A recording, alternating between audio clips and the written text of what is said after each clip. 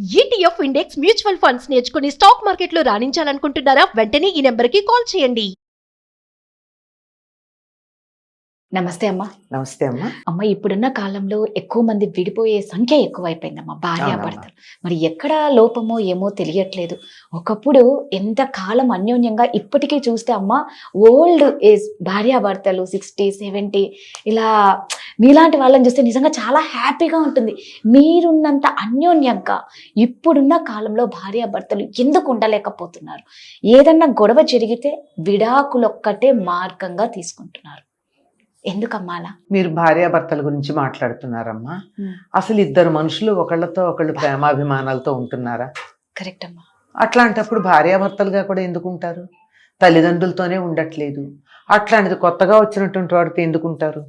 అసలు ప్రేమ అన్నది మనసులో లేకుండా నేను నా ఇష్టం అనేటటువంటి అహంకారంతో, అహంభావంతో ఐ అన్న ఫీలింగ్తో పెరుగుతున్నారు.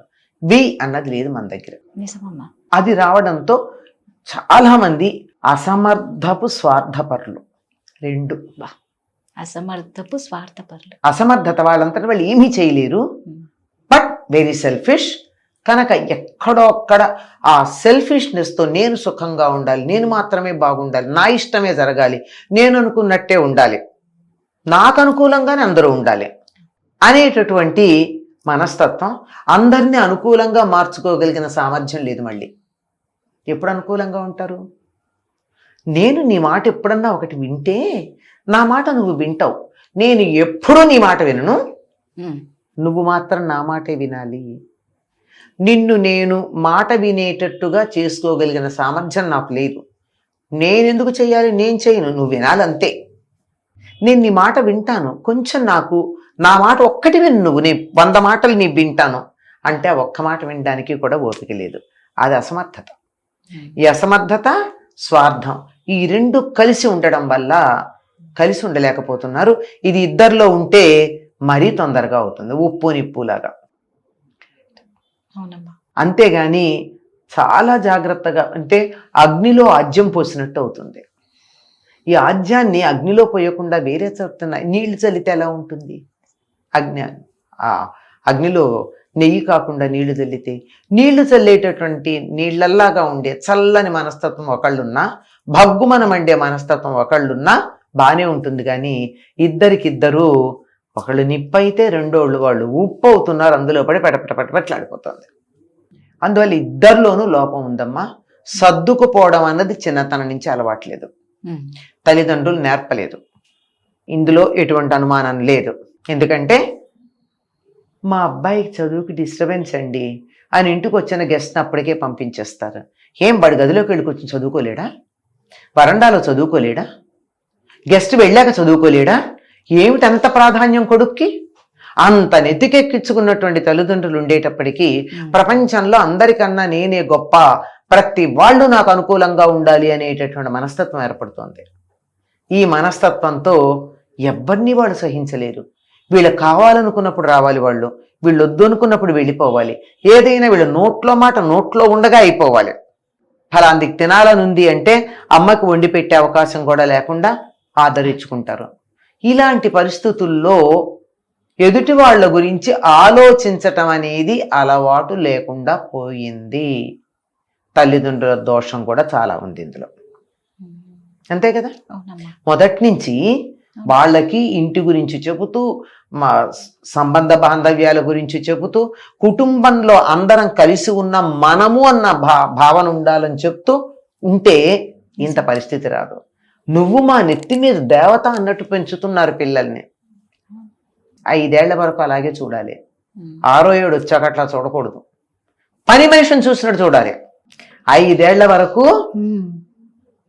దేవుళ్లాగా చూడాలట, లేదా చక్రవర్తిలాగా చూడాలట. 5 ఏళ్ల నుంచి 10 ఏళ్ల పాటు దాసవత్, పని మనిషి, పనివాడిని చూసినట్టు చూడాలట. పనులు నేర్పించాలి, అన్ని పనులు. ఇక్కడ పని కన్నా కూడా అక్కడ ప్రధానం ఏమిటి? ఒబేయింగ్, మాట వినటం, చెప్పిందాన్ని వినేటట్టుగా పెంచాలి. ప్రాప్తేషు షోడశే వర్షే పుత్రం మిత్రవదాచరేత్. 16 ఏళ్ళు వచ్చిన తర్వాత అప్పుడు పిల్లల్ని స్నేహితుల్లాగా చూడాలి. పిల్లల్ని నేను స్నేహితుల్లాగా చూడాలి కానీ వాళ్ళు నన్ను స్నేహితుల్లా చూడకూడదు. అది ఎక్కడ తేడా? అదేంటమ్మా, ఆ, అంటే ఫ్రెండ్స్ అంటే ఇద్దరు ఫ్రెండ్స్ లాగే అలా ఉంటారు ఎట్లా? కదా? నేను ఫ్రెండ్లీగా నీతో మాట్లాడొచ్చు, నువ్వు మా అమ్మాయి అనుకో, ఆ. నేను ఫ్రెండ్లీగా నీతో మాట్లాడొచ్చు. ఏమ్మా ఏం చేసావు, ఎక్కడికి వెళ్ళావు, ఆ. ఎవరితో తిరిగావు? ఆ. అదే నువ్వు నన్ను అడుగుతావా, నువ్వు బయటికి వెళ్ళే ఎవరితో మాట్లాడొచ్చావని అలా అడగలేం కదా. అడుగు. మదేమిటి, అది అమ్మాయి. నేను ఫ్రెండ్ లాగా అడగచ్చు, నువ్వు నాకు చెప్పచ్చు, అలా అడగలేం. కానీ you can't question me. Correct. అది ఆ డిఫరెన్స్ తెలియక ఫ్రెండ్లీగా ఉండమంటే తల్లిదండ్రుల పేర్లు పెట్టి పిలవడం, ఇలాంటివన్నీ మన సినిమాల్లో చూస్తున్నాం. అవును, దాంతో చాలా పాడైపోతుంది. నిజమే. ఎంత డిఫరెన్స్ ఉంది. తండ్రి కొడుకుని స్నేహితుల్లా చూడాలి కానీ కొడుకు తండ్రిని స్నేహితుల్లా చూడకూడదు. ఆ రెస్పెక్ట్ ఇవ్వాలి. కరెక్ట్. అవునా? ఇది లేకపోబట్టి ఎక్కడ ప్రేమగా చూడాలి, ఎక్కడ వాళ్ళని అదుపులో పెట్టాలన్న సంగతి తెలియకపోవడంతో మేమే గొప్పవాళ్ళం అనుకుని అమ్మాయి అట్లాగే ఉంది, అబ్బాయి అట్లాగే ఉన్నాడు అని చేత సర్దుకుపోవడం కుదరట్లా. దానికి తోడు తల్లిదండ్రులు, ముఖ్యంగా తల్లులు అమ్మాయిలకి నువ్వెందుకు సర్దుకుపోవాలి అని చెప్తున్నారు. అలాగే కొడుక్కి అదే చెప్తున్నారు. ఎంత సంపాదిస్తే మాత్రం ఆడది కదా అంటారు. ఏమిటా మాట? ఎంత తప్పు ఆడదే అనే మాట వాడడం. నిజమే కదా. అంచేత అక్కడ తల్లిదండ్రుల ప్రాధాన్యత ఇది ఉంది, ప్రభావం ఉంది. వీళ్ళకి వ్యక్తిత్వం అనేది అహంకారంతో కూడుకుని ఉంటుంది. వ్యక్తిత్వానికి నా వ్యక్తిత్వం, నా పర్సనాలిటీ, నా ఐడియాలజీ అని చెప్తారు. అదంతా గొప్పే, డెవలప్ చేసుకోవాలి, ఎవరి వ్యక్తిత్వం వాళ్ళకు ఉండాలి, కానీ అది అహంకారం కాకూడదు. ఎక్కడ ఒదగాలో ఎక్కడ ఎదగాలో తెలిసి ఉండాలి, ఎక్కడ లొంగాలో తెలియాలి, ఎక్కడ వంగాలో తెలియాలి, ఎక్కడ తల ఎగరేయాలో తెలియాలి. అంతేగాని అన్ని చోట్ల నేను ఇంతే అంటే ఎప్పుడో మెడ కాస్త దెబ్బతింటుంది, ఎగిరి అది జరుగుతోంది. అందుకని విడాకులు మాత్రమే సొల్యూషన్ అని అనుకుంటున్నారు. సర్దుకోవడం మొదలు పెడితే, సర్దుకోవడంలో ఉన్నటువంటి సుఖం తెలిస్తే అప్పుడు సర్దుకుంటారు. ఈ సంగతి చిన్నప్పటి నుంచి అలవాటు చేయలే మనం. కనుక మన పిల్లలు విడాకులు తీసుకోకూడదు అంటే సర్దుకుపోవడం చిన్నప్పటి నుంచి నేర్పాలి. నిజమే అమ్మ, మీరు అన్నట్టు ఇద్దరు అలాగే ఉన్నారు. ఇప్పుడు అమ్మాయి అలాగే ఉన్నారు, అమ్మాయిలు అలాగే ఉన్నారు, అబ్బాయిలు అలాగే ఉన్నారు. నువ్వు వాడితో పాటు సమానంగా వాడు ఉంటుంది. చాలా మంది అత్తగారులు అల్లుడిని వాడు అంటున్నారు. వాడితో సమానంగా సంపాదిస్తున్నావు కదా, నువ్వెందుకు లొంగి ఉండాలి అంటుంది తల్లి. ఎందుకంటే తన భర్తకి లొంగి ఉన్నందువల్ల తన కూతురు అట్లా ఉండకూడదని. అది ప్రభావం. నేను పడ్డ బాధ నా బిడ్డ పడొద్దు అనేసి ఇలా అయిపోయింది. అలా అయిపోయింది.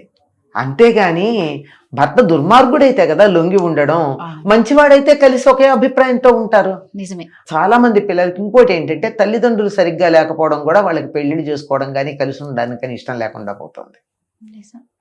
ఎందుకు వచ్చింది అది? మీరు అన్నట్టు ఫస్ట్ పేరెంట్సే ఇంట్లో చెప్పాలి, అమ్మాయికైనా అబ్బాయికైనా. నిజంగా మీరు అన్నారు చూడండి, పెళ్లి అయ్యాక చెప్పడం కాదు, పెళ్లి కాకముందు చెప్పాలి. మీరు అన్నట్టు 5 ఏళ్ల తర్వాత మీరు చెప్పారు ఒక పని వాళ్ళలా చూడాలి అంటే, పని వాళ్ళలా చూడడం ఇన్ ద సెన్స్ అన్ని పనులు నేర్పించాలి. తర్వాత ఒబేయింగ్ తెలియాలి. కరెక్ట్, ఇది చాలా ఇంపార్టెంట్. ఒబేయింగ్ తెలియాలి. తల్లిదండ్రులు ఏదన్నా చెబితే ఎదిరించకుండా పని వాళ్ళు ఏ రకంగా అలాగే అయ్యా చిత్తం ఎస్ సార్ అంటారో అట్లా అంటారు నేర్పాలి. అది లేదమ్మా, అది లేదు. మీరు అన్నట్టు సమంగా ఇంకా ఎక్కువ గొడవ పడుతున్నారు తల్లిదండ్రులతో పిల్లలే. స్కూల్ ఏజ్ నుంచే స్టార్ట్ అయిపోతుంది గొడవలు. ఇప్పుడు కొత్త పదం వాడతారు, మై విల్. మై విల్ అంటే నా విల్ ఏముంటుందో నీకు తెలుసా, నేను విల్లు రాసేప్పుడు జాగ్రత్త అని చెప్పాలి. కరెక్ట్ గా చెప్పారు. లేదమ్మా మీరు చెప్పాలి. అంటే అందరినీ ఒకలా కాదు, వాళ్ళు ఆ పసిబిడ్డ చైల్డ్ యొక్క మనస్తత్వాన్ని బట్టి తల్లిదండ్రులు కొంచెం సమయాన్ని వెచ్చించి సరిచేయాలి. ఇది ఇక్కడి నుంచి మొదలు పెట్టకపోవడం వల్ల తర్వాత పెళ్లిళ్ళు కూడా చాలా పెద్దయ్యాక చేసుకోవడం ఒక కారణం సర్దుకోలేకపోవడానికి. కానీ సర్దుకుంటే ఉండే సుఖం తెలియజెప్పడానికి తల్లిదండ్రుల బాధ్యత ఉంది, ఇద్దరు వైపు తల్లిదండ్రుల బాధ్యత ఉంది. చాలా చక్కగా చెప్పారమ్మా, ధన్యవాదాలు. నమస్తే.